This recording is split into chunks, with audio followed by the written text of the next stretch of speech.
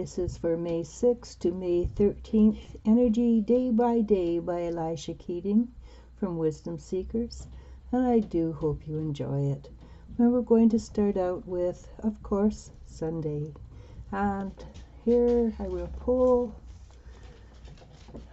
I wish I could turn it over and show you, but then that would be cheating, wouldn't it? It would be cheating a great deal.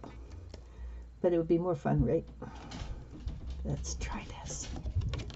So, for Sunday, Childhood Innocence. That's a good card, I think, for a Sunday. Innocence. Yes, I like it. Because Sunday should be a day of innocence, a day of just going back and enjoying that which makes you happy, that which has been fun in your life. So let's see what else we've got to go with innocence. Okay, this card. So, I guess it's a tiny bit of a reprieve from everyday energy, because the next one is the Chariot. And the Chariot is suggesting that you try and stay in balance. And going back to innocence or childhood will help you maintain balance throughout the week, of course, because you've had that break, you've had that bit of shift, so you're not totally immersed in all the toils of the day, but stay balanced, stay in focus, and keep doing the way you have been doing. Keep going the way you have been going, because it's probably starting to work for you. So Sunday, and next is Monday. And there's a song in there, but I don't remember it. I'm one of these poor people that always has to have a song to say something with. So Monday, Lake is Stillness. And that's a good one for Monday, isn't it? Because usually we go back and it's, oh, that dreaded Monday. But if there's a calm or there's a quiet, it will make it so much easier. And again, the Eight of Pentacles is again a card actually of calmness and stillness. It's a master craftsman loving what he's doing. So go to work feeling very still and centered, and enjoy what you've got to do in front of you, whether it's there for the rest of your life, or it's just simply there now to make money. Enjoy it and go with it, because a master craftsman is somebody who is calm and quiet in the center because he loves what he's doing. And loving what you're doing is, of course, very, very important. Tuesday. And I've told you before I'm dyslexic, right? And one of the things that I always get wrong is Tuesdays and Thursdays. So I have to write it down whether today is Tuesday or Thursday. And if you ever talk to me and I say Thursday, I probably mean Tuesday, because that's just what part of my dyslexia. So the river, movement. So things are calm and still yesterday, but today, Tuesday, things are starting to move, and they're deep. It's a deep movement. See, the river looks calm, but deep down the river is fast. It always is when it's in mountain areas. So things are moving, they're moving swiftly. And don't allow yourself to be pushed into a depression. And even this one is not a horrible frustration card, because if you look at her face, you can see she knows that she's going to get out of it. It's just temporary. So things have started to speed up, and it's left you just feeling a little bit, oh my gosh, how am I going to deal with this? But that's Tuesday. So three of Wands to go with Tuesday is putting in the effort, maintaining it, and going with what you're doing. All right, so Tuesday. Now we go to Wednesday, and let's try this one, or not. This one feels better. Wednesday.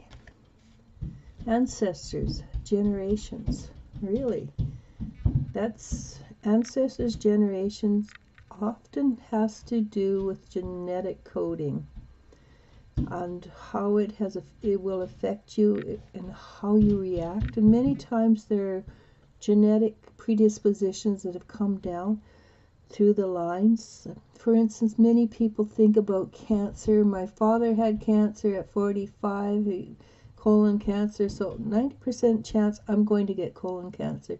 Well, the truth is, that's a lie, a total lie. All you have to do is shift your energy, shift your belief system, and that goes away.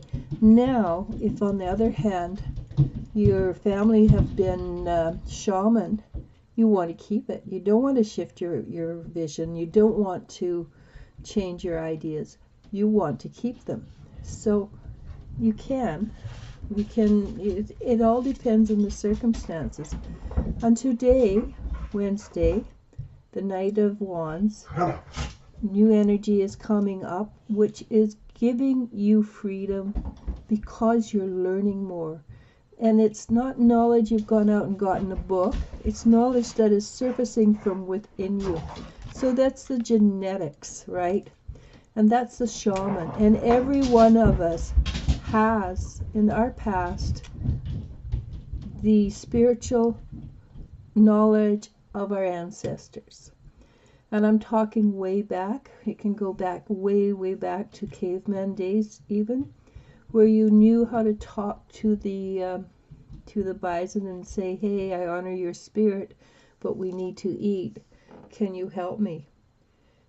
And because it was a symbiotic or working together, a bison would give up his life so you could live and do it with joy and happiness. I mean, there's the outward expression that's always going to be there, but you could talk to the old other animal creatures, or you could even reach out to the vegetables in the ground and say, hey, where are you hiding? And you would listen to the earth, and the earth would say, hey, over here. So genetics and ancestors have a lot of gifts to give to us now that it's time to open up to, time to be open to and explore and express and enjoy. So Wednesday is past, and now we're going to Thursday, and I got it right. I'm so pleased with myself. You don't know how many times I've been teased because I always get Tuesdays and Thursdays wrong. So the ocean ebbs and flows, and that's positive because it means change. It's not negative change, it's not positive change. It's just a natural change that goes along with being alive on Earth. So things come, and they get good, they get bad, they get rich, they get poor. It's normal. But what doesn't change is your knowledge on how to react with the change of the seasons, with the change of health, with the change of monetary.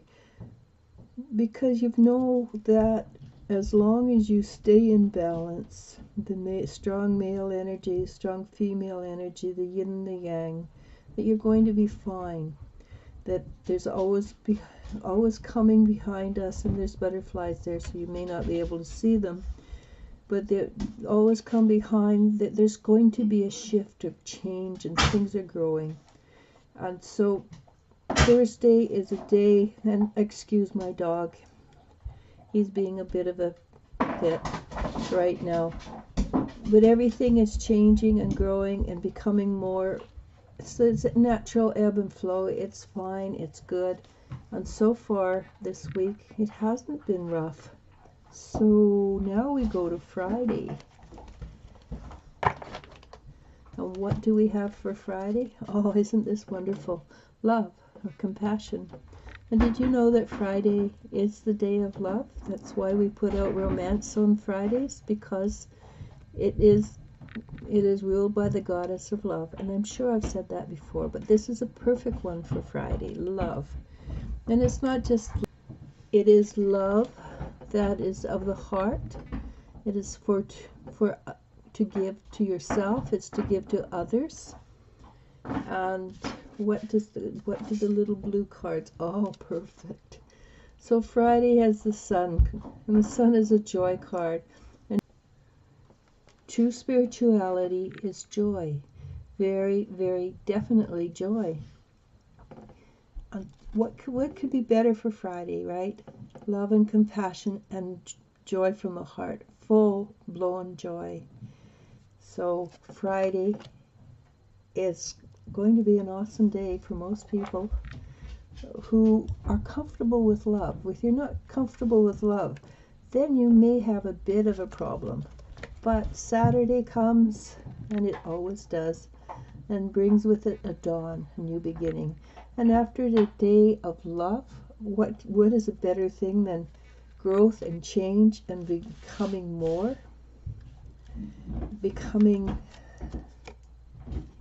Okay, this should be a really good week. So the dawn, new beginnings. And when I did the readings for the mid-May, they were extremely good. So the dawn, new beginnings, brings with it the goddess. So that's a female energy. But remember, you want to always stay balanced in the male-female energy as well, because she too likes the energy to be very balanced. She has the two thousand-petal lotuses, which is a symbol of enlightenment. She has the gold and the silver, which is balance. The two tulips, and all the stars in the heavens.